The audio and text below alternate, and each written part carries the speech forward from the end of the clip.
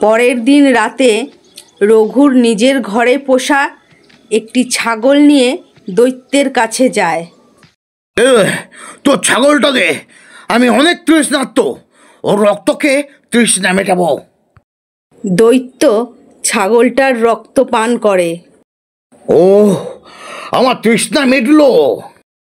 তাহলে আমার কাজ শেষ, আমি তাহলে আসি। মেলা বক বক করিস না। কালকে আমার জন্য একটা শিশু, ছোট একটা বাচ্চার নিয়ে আসবি রক্ত। না, আমি আর পারবো না এইসব। কি, আমার মুখের ওপর না করছিস? না, তুমি বলেছিলে ছাগলটা আনলেই আমার কাজ শেষ।